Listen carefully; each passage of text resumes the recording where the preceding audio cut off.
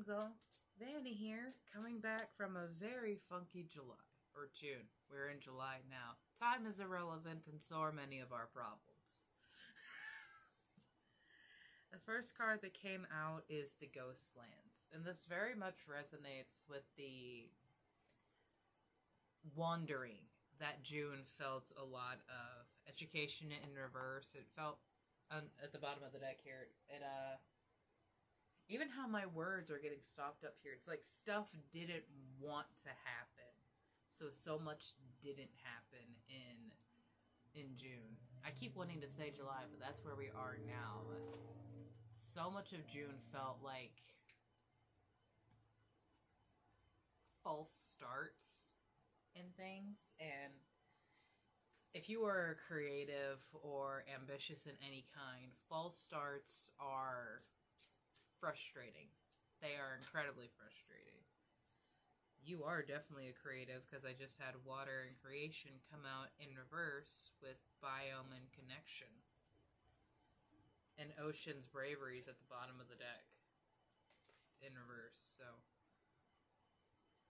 there might be a lot tied to your emotions with your creations as well.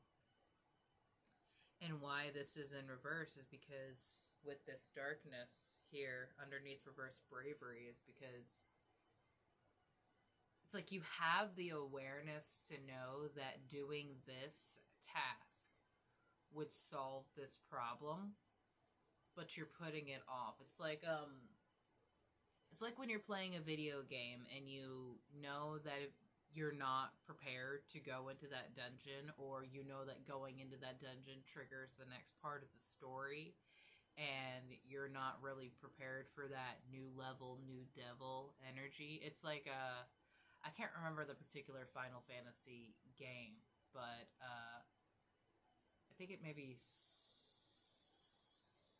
17 or something, where there was a section that once you leave it, you cannot come back at any point in the game, and this is the only place to get a really important thing that you need for the final boss. Very Final Fantasy mindsets of it.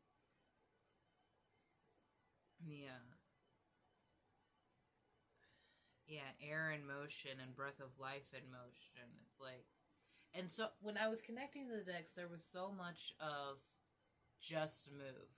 Just do something. And the intention of this reading as I was coming into it would be like, how can we get back into the motion of things? Because I know, especially for myself, I can't just jump back into work and all these different things when I've had like a lapse or a lack of motivations. I have to start easing myself back into it.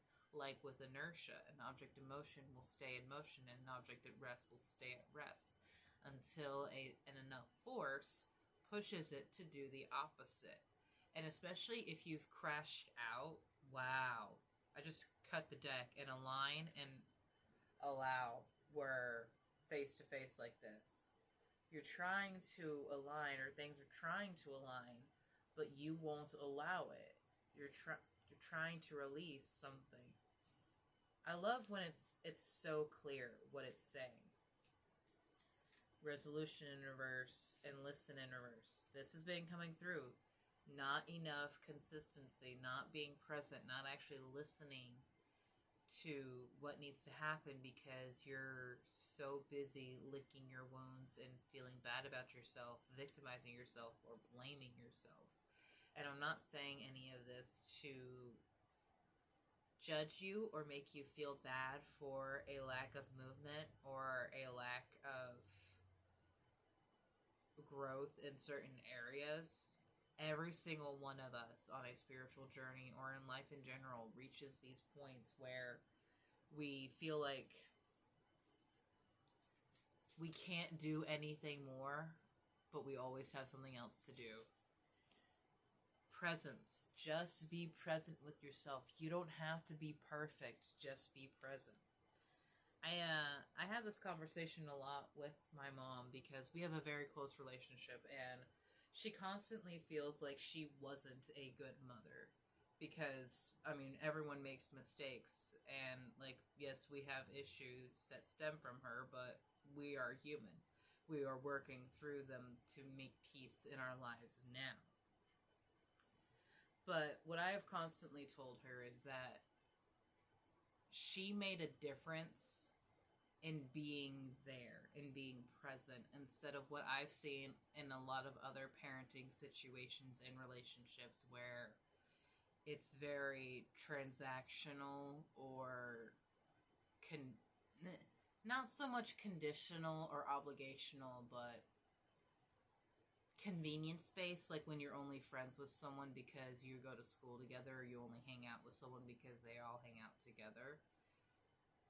Growing up, Mama made it very clear that we were a part of her life and we were loved. That was a present thing constantly, and it very much did help going through the turmoils of teenage years.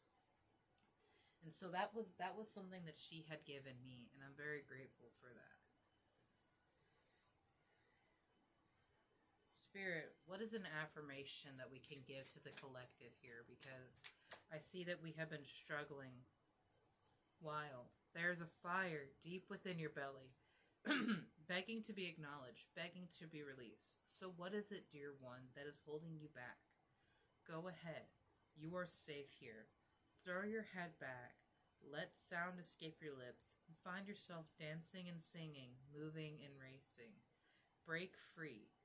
Feel the wind whip through your hair, your heart beat within your chest. Feel the light pour into every cell of your body. Welcome it, become it. There is beauty in the untamed, dear one. Come dance with it. You are enough is the very first line of the next affirmation. And I absolutely love that. Because you are enough. You are worthy of living that life that you have never experienced. I was out today and I just started talking to myself aloud like I was at a TED Talk or a seminar or something where I was a public speaker. And, oh, I love this.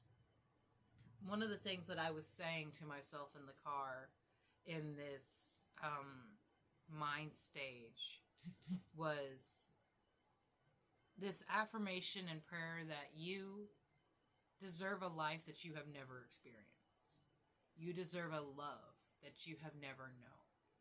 And you deserve a peace that has never been shown.